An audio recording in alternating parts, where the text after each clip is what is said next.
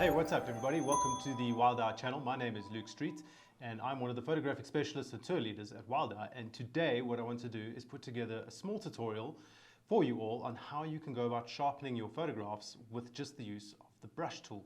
Now this obviously works really well for things that have lots of nice whiskers, kind of like me I guess, and nice beautiful eyelashes and tufts in the ears. So in other words, cats, hyenas, things like that.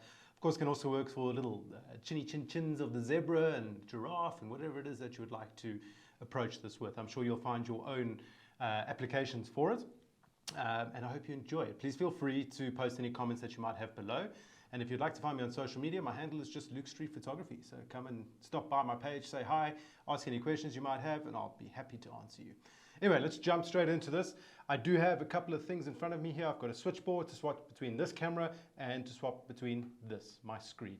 So let's stay where we are right now on my screen. So as you can see, I've got a photograph of a leopard. Nothing too special. This photograph was taken on the Nebosho Conservancy in the northern Mara area, so a little bit away from the Masai Mara National Reserve as well as the Mara Triangle. It's a great area to go on safari, really top notch. And this was just of a particularly brilliant morning where we had a leopardess with her cub feeding in a tree. When we first got there, we didn't even know that there was two leopards there. It took a while. It was quite a thick tree, but eventually we managed to figure out that there were two of them. Anyway, so what I first want to start off with is just a bit of a crop, and just to give you all a little bit of background, if you're posting to Instagram only makes use of 4x5 portrait crops. It's a bit strange for the largest photographic app on the planet. I guess it's not too photographic based anymore. It's more video and reel and influencer based, but nonetheless, we still have a great platform to post our images. And unfortunately, one of the byproducts of that is that you have to resize your images to 4x5. So what I'm going to first do is come over here. We're going to resize it down to 4x5. You can see how that changes the aspect ratio quite a bit, but nonetheless, it'll look better on Instagram. So let's just crop it in. We want to always make sure that that crosshairs over a point of interest, generally your subject's face or the claw or whatever it is that you're trying to get your viewer to look at more so than any other part of the image. Anyway, so let's hit it there, let's tap enter and let's crop into it. Right, so first off, what I want to do is just zoom into the photograph. We're going to have a look at it. I mean, it's plenty sharp. Even with that crop, it's still looking really good. This photo was taken with a D850, a Nikon D850 with a 300mm 2.8 lens. So it was always going to be sharp. But nonetheless, we can do things to make this even sharper. I mean, look at all these whiskers here. They look gorgeous. We're going to really come in and highlight all of them. We're going to come up to these eyebrows and highlight those. We're also going to work a little bit on the ear. Now, as I said, there's not too much we can do to this image. It's already pretty cool, but we can definitely make it a little bit more flamboyant, if you will. So firstly, for those of you that are wondering, I use a mouse. I'm a PC guy. I know a lot of you are Macintosh users or MacBook users, beautiful big trackpads and so forth, but really what I find is a mouse works the best. This is quite a nice mouse. It's a Logitech MX Master 2S. I believe there's a 3S or a 3X or whatever it is. So there's a newer version of it, but this one hasn't let me down yet.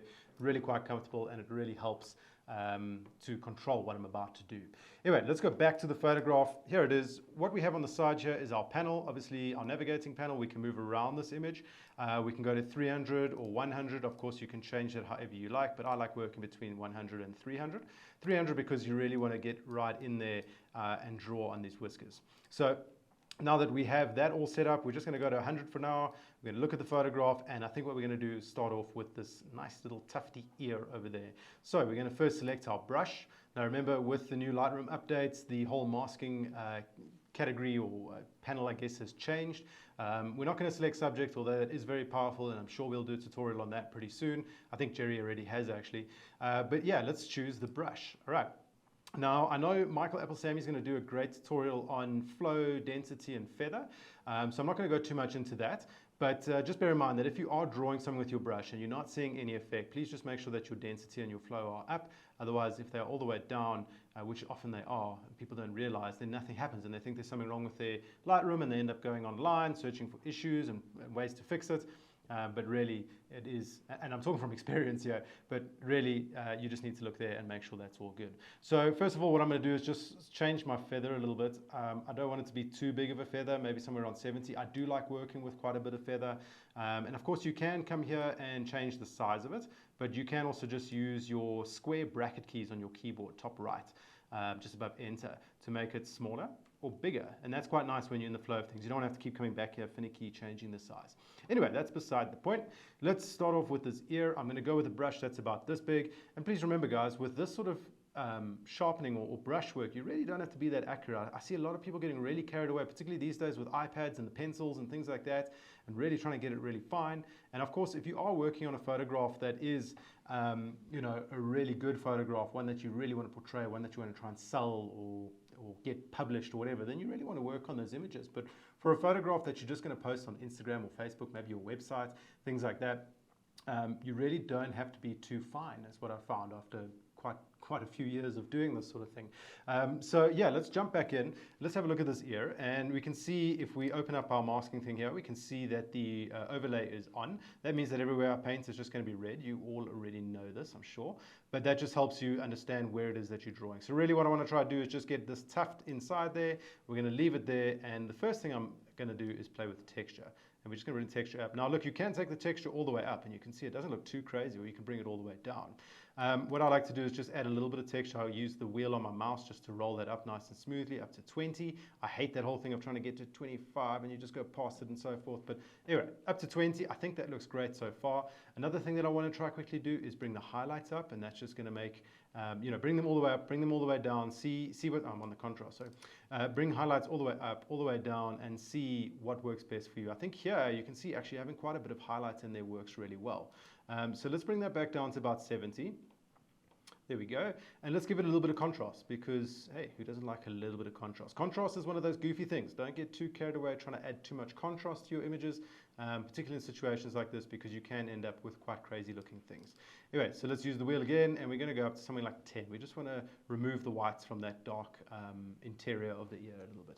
And I think that looks good. Now, one tip that I can give you is when you are sharpening like this, or highlighting and brushing things like this, try and make use of this navigator panel and go to fit often, and look at the photograph for face value. Don't get too carried away being right in there going, okay, that looks really great from this distance, and then you zoom out and it's kind of like you just got this big bright white ear sticking out at you like a sore thumb. Anyway, I think that ear looks fine. From here, what you can also do is you can reselect that brush, and now you can, you know, from far out, you can have a look at the effects that are taking place. Now, I just want to quickly touch on clarity, because a lot of people feel quite inclined to use clarity, and I find it to be one of those goofy sliders. You know, Lightroom's full of lots of goofy sliders, clarity being one of them. I mean, it's a shocking slider. I don't really use it too often, and you can see how crazy that looks. Bring it all the way down, it looks even crazier. So if you want, you can always add a bit of clarity, but it's generally not something that I play with. Anyway, let's now move in on these whiskers and have a look over here. So what I want to do is go right into 300. As you can see over here, I'm on 300.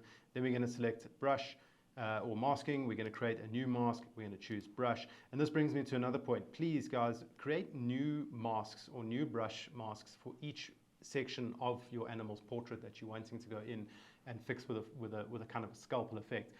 Don't just settle for one brush with one type of setting and think that that's going to kind of shotgun blast the whole thing into life. Rather be finite and choose the sections you want to brush in on.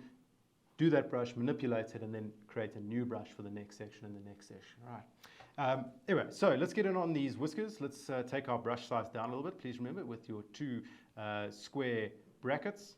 Ooh, what's going on around? What's going on here? Anyway, let's quickly see if I can kick it back into life. There we go.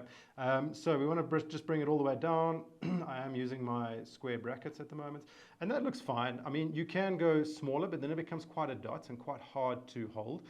What I often do is I'll start off with these thicker whiskers and actually come in with this. Now, I know it looks crazy. I'm going out of the lines and so on, but remember, that's also just the feather taking effect. Now, when it gets there, we're going to go smaller, and we're just going to go along this fine line here, and this is where a mouse really comes in quite handy. I'd like to see trackpad people do this as accurately, and even with a mouse, you can see that it's not as accurate as we would all like it to be. Anyway, let's just carry on doing each one of these, and you know, we don't have to be too accurate. In fact, that is a little bit rubbish. I'm going to go back on those two, and I think actually smaller is going to do the trick. And yeah, just have fun, go for it. Let's draw. And you can start off with kind of these thick areas to begin with. Come in, draw it down. Yeah.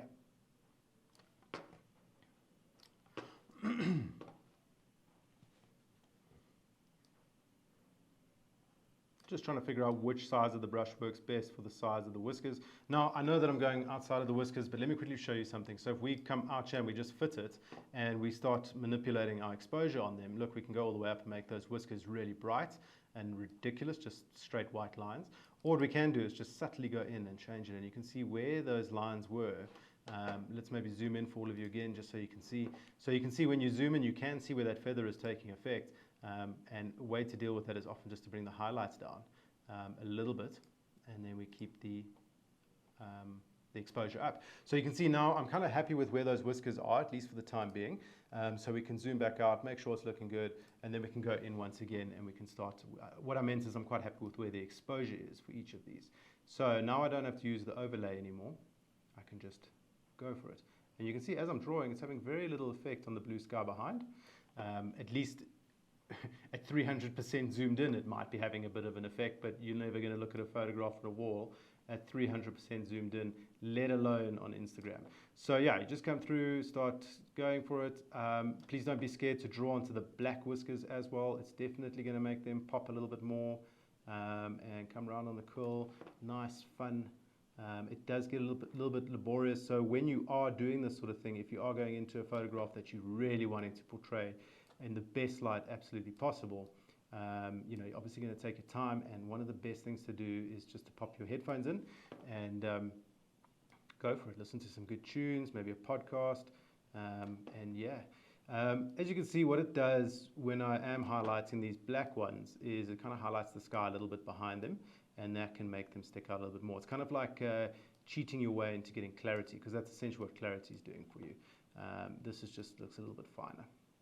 So anyway, I think we're good. Let me get that one there. You can see as I draw, it comes out more and more. And I think we're good there. I just wanted to finish off these two here. So we have a consecutive line, or consistent line rather. And there we go. So now that we've got those sort of drawn up, we can come here and we can go fit. And you can see that those whiskers are starting to look a little bit more out and about than they usually do. We can go here and look at the before and after, and you can see as we zoom in there, the whiskers on the right, on the after, are definitely sticking out a little bit more, and this is just this nice subtle, these are just subtle changes that we're trying to do in order to cause, lots of little subtle changes that we're trying to do in order to cause a major effect at the end. So there we go. I'm pretty happy with that. It looks pretty cool. We've got a nice bit of sharpening in there. What we can do now is go out of this, just go back to our main photograph. Let's select that brush again and let's play with it. Let's see what we can do. So we've worked a little bit on exposure. Let's leave exposure where it is. And I think what we can maybe try to do is maybe dehaze them a little bit, just bring a bit of contrast out. All right. And then those highlights, let's bring those up a little bit more again. Looks goofy at 300%, as I say. Zoom it out and you're starting to have whiskers that look tack sharp. Cool. Let's quickly zoom in on the eye. Let's work on the eye. I think I'm just going to go to 100% for this one. Yeah, let's go to 300. Why not? Pixel peeping, guys. Anyway, so sorry, I wasn't on the right thing, but let's just work in on the eye now and have a quick squiz. So we're going to select our brush and we're going to go create new brush or create new mask, select brush, and we're going to increase the size here a little bit. For some reason that's not working, but there we go. And I think that's fine. We just want to bring a nice shotgun blast to this sort of highlight around the eye. Let's highlight that under there. Let's bring that all the way around like this. And yeah, let's quickly give that a little bit of exposure around the eye. And let's quickly give it a nice bit of texture around the eye. All right, there we go. And we can now zoom out again on that. And you can see the effect that it's had. Nothing too major, but we're just working on it slowly but surely. Now, I want to do the eye for you all quickly because I know it's probably grating a lot of gears out there. But yeah, let's quickly color in the eye. This is something you should do to all your photographs. Generally speaking, it's just give the eyes a little bit more oomph. Now, you do come across photographs that often look like this, and for some reason, these photographs seem to get a lot of likes and a lot of tractions when you're dealing with what looks like a demon cat. But nonetheless, let's quickly zoom back in on that. Let's pull it around. Let's select that mask again, and let's actually do it correctly this time. So we're going to bring that down. We're going to bring the shadows up a little bit. This is not an eye tutorial, but yeah, there we go. Something like that. Not too crazy. Let's fit it again, and cool. Now, what we're going to do is we're going to create a new brush, and we're going to start working on these little eyelashes. Whoop, it's in reverse. There we go. Okay, so we've got our new brush. We're going to just make it smaller again, and we're going to use the overlay, and we're going to essentially just draw over each of these small eyelashes, eyebrows, one or the other. And there we go, there we go. So you can see with the mouse, it's actually quite quick. That one was a bit skiff, but you know, you win some, you lose some. All right. There we go. There we go. And we're almost complete. That one's also terrible. Sorry, folks, I'm just trying to do this nice quick so I don't have you here all day, but you get the gist of it. And that's what I'm trying to get at here, is it's just small things, quick things that you can just do at the end of your edit to make sure that things really pop. Nonetheless, let's jump back into it and have a quick squiz. So we know that these are darker, but nonetheless, we want to still give them a little bit of that. And then what we want to do is maybe just bring down the shadows and up the contrast a bit. You know, just fiddle with it until you get to something that really sticks out. You know, and maybe we can do something like that. What we're trying to do is give the whiskers each, or the eyelashes, eyebrows, each a little bit of a highlight behind them just to make them stand out when you do this. So here we go. I think we can still work on those some more. Let's actually drop that a little bit. Let's make them stick out, letting the highlights then bring out the backdrop of them, and the exposure, bring them down, obviously make them a little bit darker and a little bit more. Now we can do that, and there that looks a bit crazy, but yeah, just to give you an effect and see where your lines are actually hitting. But there we go, we've kind of got those eyelashes sorted out quite nicely. Let's quickly check it out again and see. Cool, looking good. Let's zoom in. There we go, close up, they look terrible, that's 300%. But as soon as you go back to 100%, they look perfectly fine again. And as soon as you go back to fit, they look great. And we can even crop in more on this image probably to something just, you know, just crazy like that. And that's a really nice looking sharp image, even though it is cropped in way too far. But hey, pixel peeping is fun. Cool, so there we go. We've now done the 3 things that I wanted to do. And yeah, guys, I think that's where I'm going to leave it for you today. Obviously, I went in with a bit of a sledgehammer, just for argument's sake. As I said at the beginning of the video, when you really want to get really fine details on some of the images that you're really proud of, please do get carried away. Go for it, pop in a podcast, pop on some music, and get into a good round of editing. If you'd like, take my advice, get a mouse. These things really do work quite a bit. I also have a trackpad, I'm using it, you know, but a mouse really does work quite well, particularly when you have one of these quite well-developed mice for creators and things like that. So yeah, please feel free to post any comments that you might have. I'm looking forward to doing a few more quick, short tutorials, even though I don't know if this one's going to be too short, but you know, just quick little tidbits, not a whole photo editing session, although I'm looking forward to doing some of those too. Maybe even live with some people watching and giving me their input as we go. But yeah, post your comments, let me know if you like it, give me your feedback, tell me what I did wrong. I know I drew skew, but yeah, enjoy. Cheers.